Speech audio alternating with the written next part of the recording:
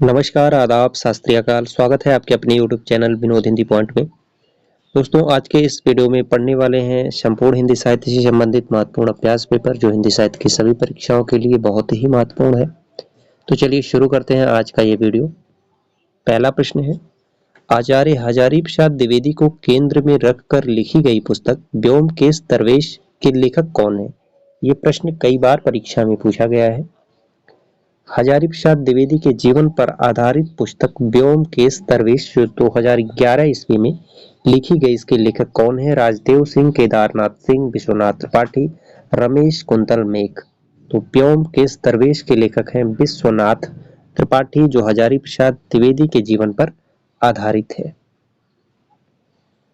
अगला प्रश्न है, अपनी जमी अपना आसमां की लेखिका कौन है? कौशल्या बसंती, सुशीला टकभोरे, रजनी तिलक, मैत्रेयी पुष्पा। अपनी जमी अपना आसमान की लेखिका कौन है? तो उत्तर हो जाएगा रजनी तिलक। अपनी जमी अपना आसमान के लेखक है रजनी तिलक। यह इनकी आत्मकथा है। एक कहानी यह भी कथा की लेखिका कौन है? रमणिका गुप्ता, मन्नू भंडारी, कुसुम अंचल, प्रभा खेतान। एक कहानी यह भी, तो ये आत्मकथा है मन्नू भंडारी की। मन्नू भंडारी और राजेंद्र यादव द्वारा संयुक्त रूप से लिखा गया उपन्यास है एक इंच मुस्कान। अगला प्रश्न है, निम्नलिखित में से कौन सी कृति आत्मकथा है?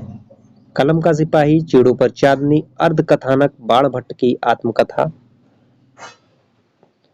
अर्ध कथानक यह आत्मकथा है बनारसी दास जैन का। कलम का सिपाही अमृत राय का है। चिड़ों पर चांदनी निर्मल वर्मा का है। बाण भट्ट की आत्मकथा हजारी प्रसाद द्विवेदी का उपन्यास है। तो जो आत्मकथा है अर्ध कथानक।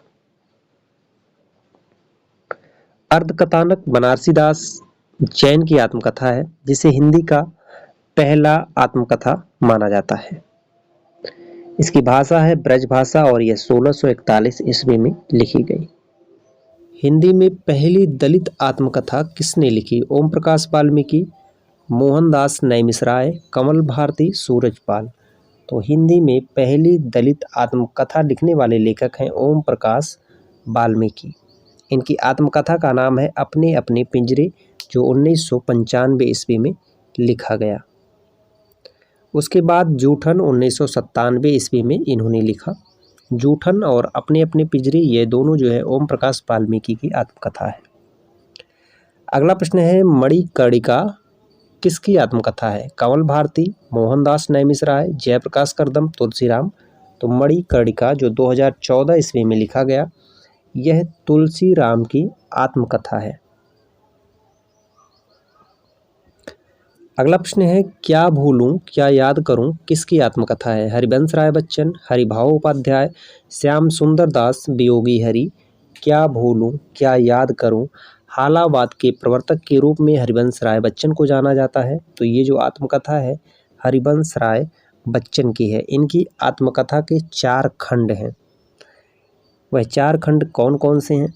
क्या भूलूं क्या याद करूं 1969 ईस्वी, नीड़ का निर्माण फिर 1970, बसेरे से दूर 1977, 10 द्वार से सोपान तक 1985। इन्होंने साहित्य में हालावाद का प्रवर्तन किया।